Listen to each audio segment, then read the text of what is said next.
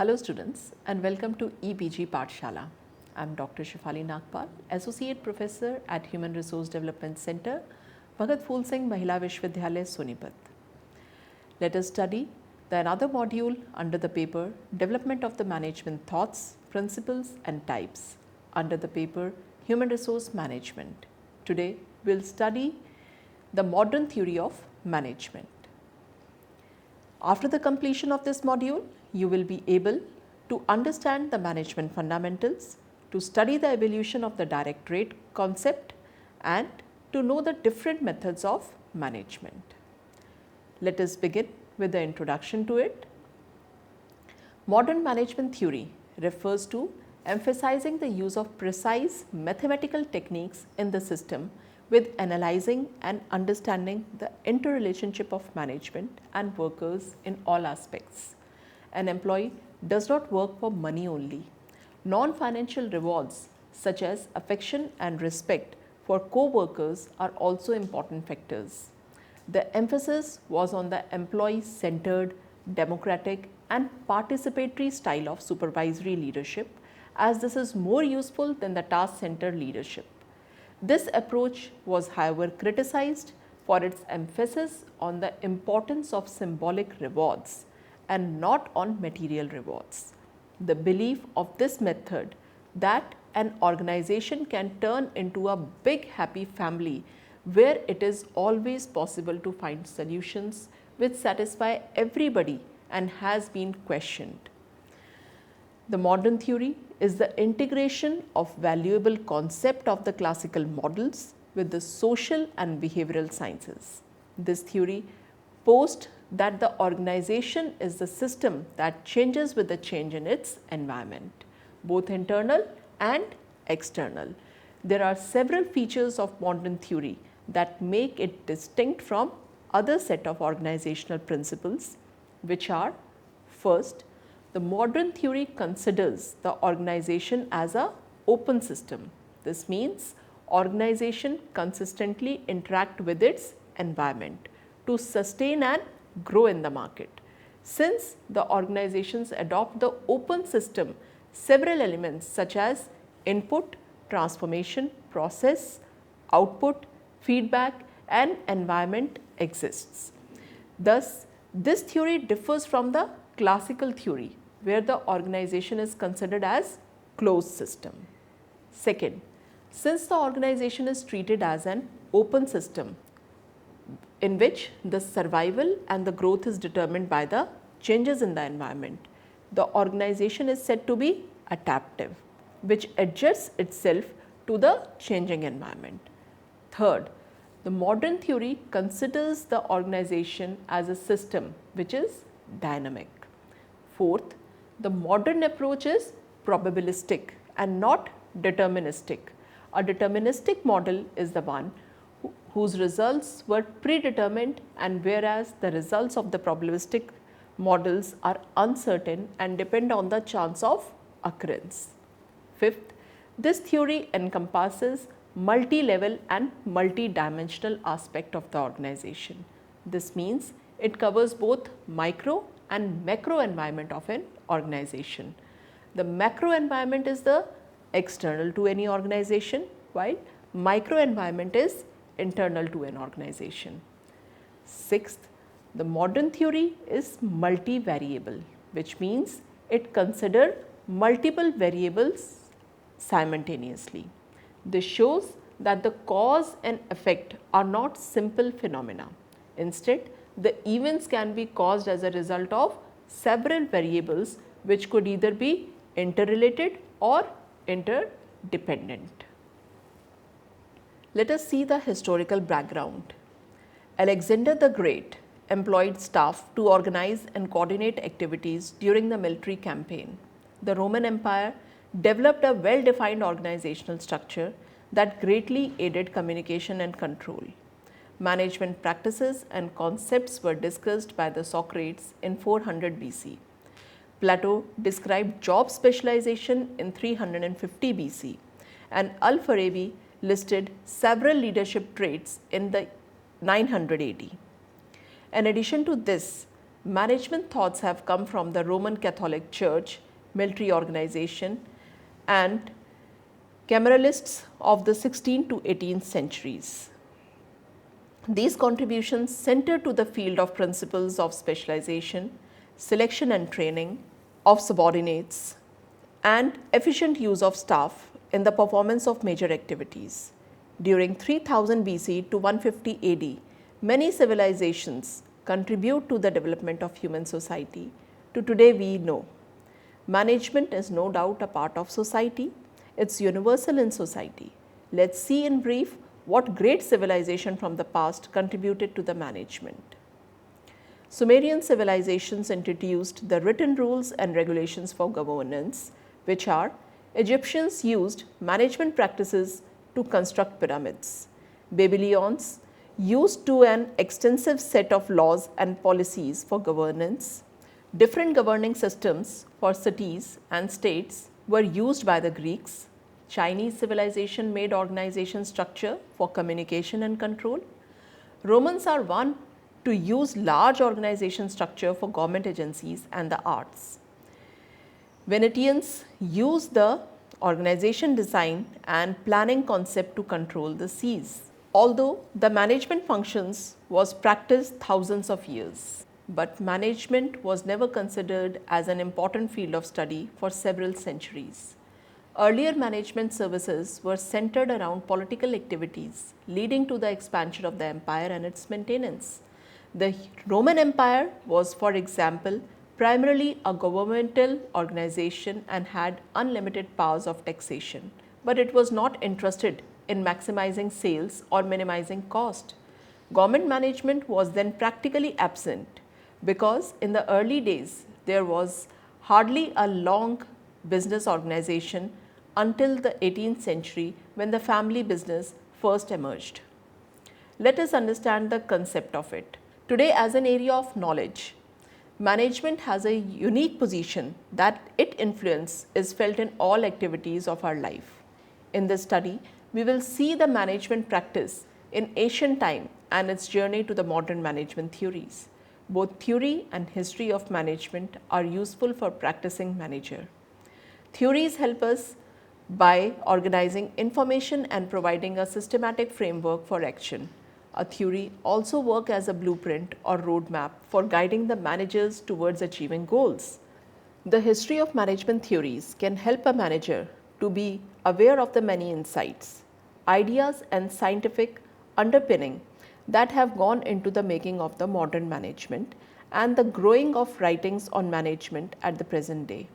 We had already seen that although the practice of the directorate started when man first attempted to accomplish goals by working together in the groups, the study of the management began at the age of the Industrial Revolution, which ushered in a new era of serious thinking and theorizing the management.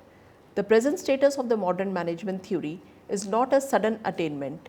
It has come through the practices and processes of evolution when a lot of changes have occurred in the nature and approaches and even in understanding the modern management theories.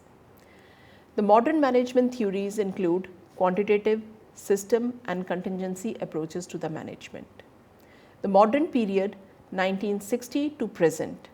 After 1960, management thought has been turning somewhat away from the last human relation ideas, particularly regarding the direct relationship between the morale and productivity.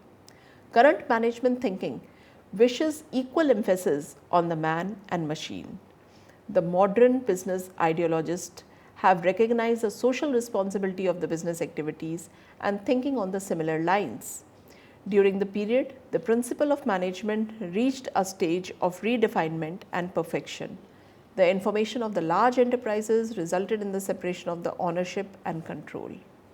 The different approaches are there of modern theory of management. The system approach and contingency approach are the two methods by this school of thought. Chester Bernard and social system theory. One of the most significant contribution to this school has been made by the Chester Bernard. His classic treatise entitled The Function of Executive, published in 1938, is considered by some management scholars as one of the most influential books published in the entire field of the directorate. Like Fall, Bernard based his theories and approach to management by his first-hand experience as a top-level executive. The fundamentals of the system approaches, they viewed the organization as an organic and open system, which is composed of interacting and interdependent parts called subsystem. The system approach is to look at the management as a system or as an organized whole made up of subsystems integrated into unity or orderly totality. The system approach is based on the generalization that everything is interrelated and interdependent. A system is composed of related and dependent elements which when in interaction forms a unitary whole. A system is simply an assemblage or combination of the things or parts forming a complex whole. One of the most important characteristics is that it is composed of hierarchy of subsystems. It is the parts forming the major system and so on. For example, the world can be considered to be a system in which the various national economies are subsystem. The system approach assists in studying the functions of the complex organizations and has been utilized as the base for the new kinds of organizations like project management organization. It is possible to bring out interrelations in various functions like planning, organizing, directing, controlling. This approach has the edge over the other approaches because it is very close to reality. This approach is called abstract and vague. It cannot be easily applied to large and complex organizations. Moreover, it does not provide any tool and technique for managers. All organizations are a cooperative system. And as a cooperative system, organizations are the combinations of the complex physical, biological, personal and social components which are in specific systematic relationship because of the cooperation of the two or more persons for at least one definite end. An employee's role in his cooperation are the strategic factors in achieving the organizational objectives. Let us study the criticisms of it. This theory has been receiving the following criticisms. First, long on intellectual appeal and music terminology and short on variable facts and practical advice. Complex in nature, particularly when it comes to study of large and complex organizations. However, we can conclude that the system approach is an instructive approach and way of thinking rather than a precise model of solution to explain the complexities of managing modern organizations. The another approach is contingency approach, and the recent contributions are one best way of doing may be useful for repetitive things but not for managerial problems. The contingency theory aims at integrating theory with practice in system framework. The behavior of an organization is said to be contingent on the forces of the environment. Hence, a contingency approach is an approach where the behavior of the one subunit is dependent on its environment and relationship to the other unit or subunits have same control over the subsequences desired by the subunit. This behavior within the organization is contingent on the environment. And if manager want to change the conduct of any part of organization, he must try to change the situation influencing it. Tosi and Hammer tells that organization system is not a matter of managerial choice but contingent upon its external environment. The contingency management theory evolved out of the system approach to managing organizations. According to the contingency approach, management is situational. Hence, there exists no single best approach to management, as situations that the manager faces are always changing. However, situations are also often similar to the extent that some principles of management can be effectively applied by identifying the relevant contingency variables in case and then evaluating them. Peter Drucker, Edward Deming, Peter and William Ouch, Thomas Peters, Robert Waterman and Nancy Austin are some of the most important contributors to the management thought in recent times. This has emerged perhaps as the best approach as it encourages management to search for the correct situational factors for applying appropriate management principles. By the Tom Peters and Robert Waterman, research focusing on the 43 of America's most successful companies in 6 major industries, the following 9 principles of management are embodied in the excellent organizations. 1. Managing ambiguity and paradox. The ability of the managers to hold two opposing ideas in the mind at the same time, able to function effectively. A bias for action. A culture of impatience with lethargy and inertia that otherwise leaves organization unresponsive. Third, close to the customer. Staying close to the client to understand and anticipate customer needs and wants. Fourth, autonomy and entrepreneurship. Actions that foster innovation and nurture customer and product champions. Productivity through people is the next, treating rank and file employee as a source of quality. Next, hand-on and value-driven. Management philosophy that guides everyday practice and shows the management commitment. Next is stick to the knitting.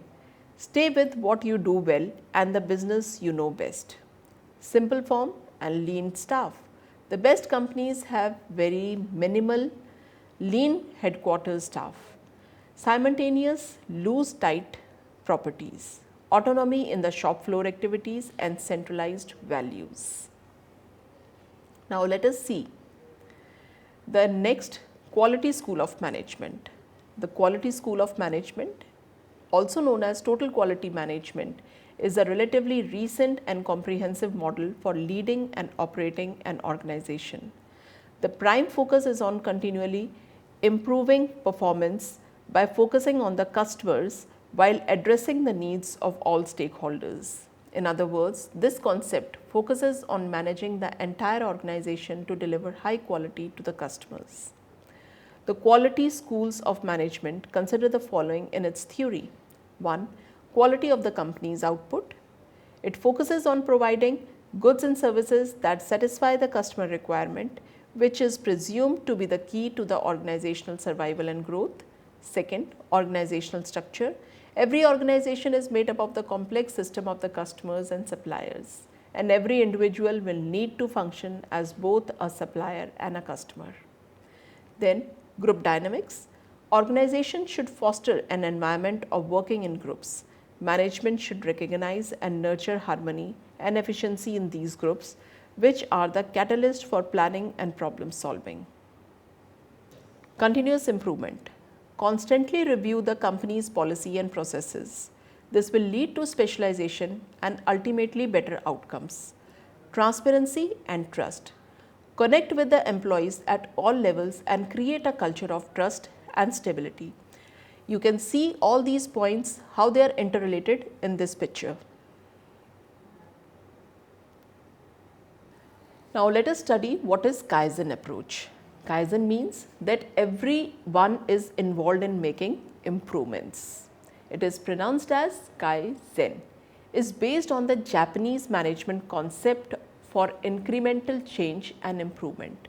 The idea of continuous improvement suggests that managers, teams, individuals learn from both their accomplishment and their mistakes.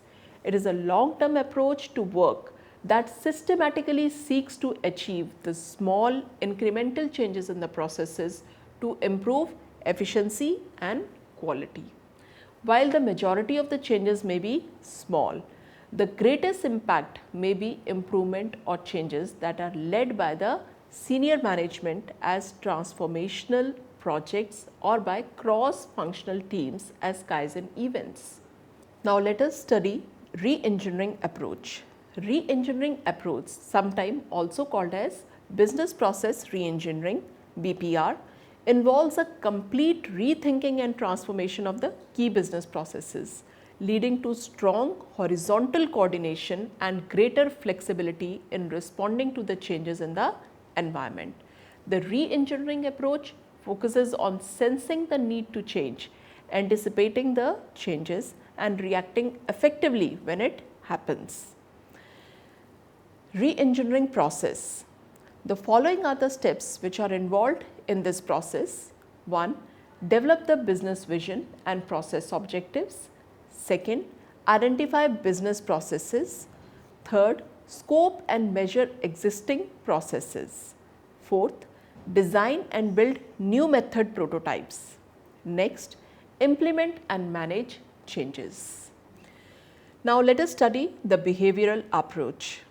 An approach that recognizes the practical and the situational constraints on human rationality for making decisions. The behavioral scientists attach great importance to the participative and group decision making. They are highly critical of the classical organization structures built on the traditional concept and prefer more flexible organization structures.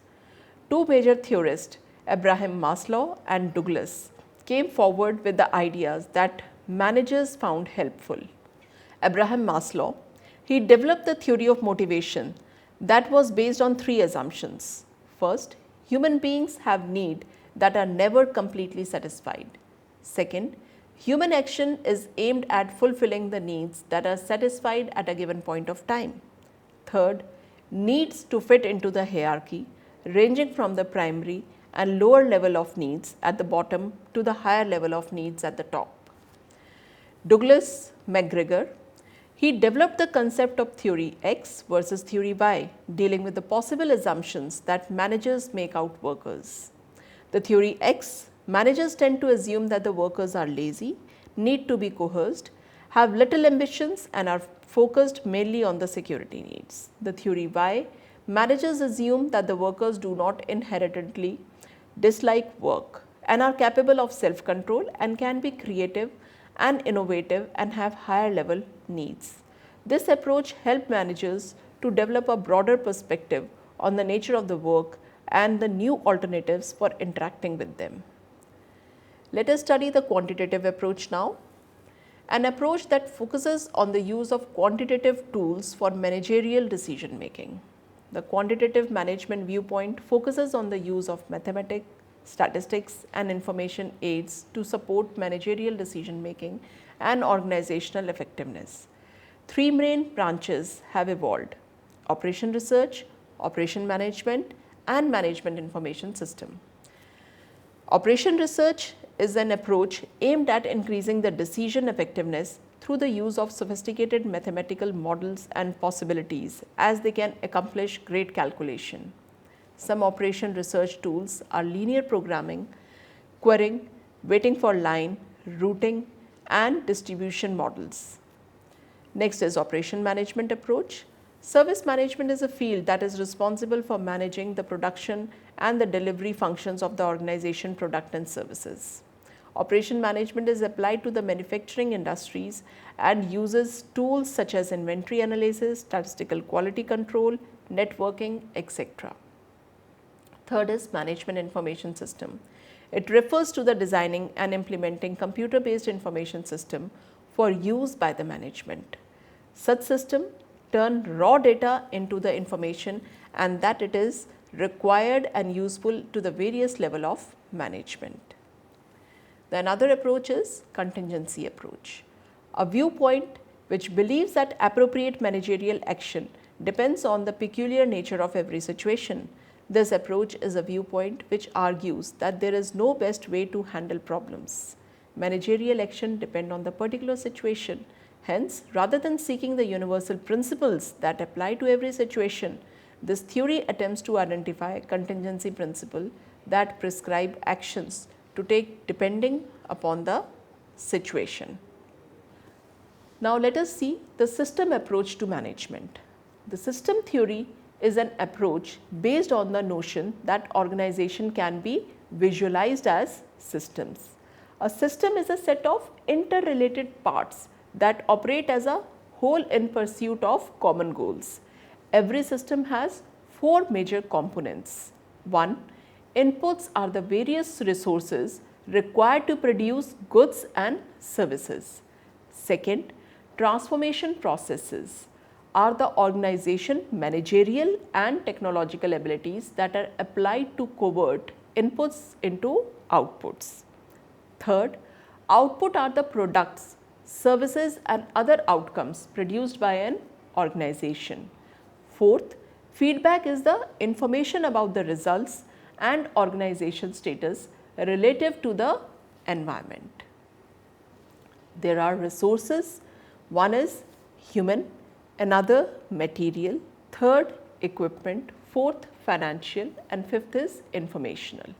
The managerial and the technological abilities include planning, organizing, leading, controlling, and technology. And the outcomes include product and services, profit and losses, and employee growth and satisfaction. Let us now summarize what we have studied in this module. The modern theory is the integration of the valuable concept of classical models with social and behavioral science. This theory posits that organization is a system that changes with the change in its environment, both internal and external. It emphasizes the use of precise mathematical techniques in the system with analyzing and understanding of the interrelationship of management and workers in all aspects. Modern theory emphasized that the employee does not work for money only. Non-financial rewards such as affection and respect for co-workers are also important factors. That's all, students. Thank you.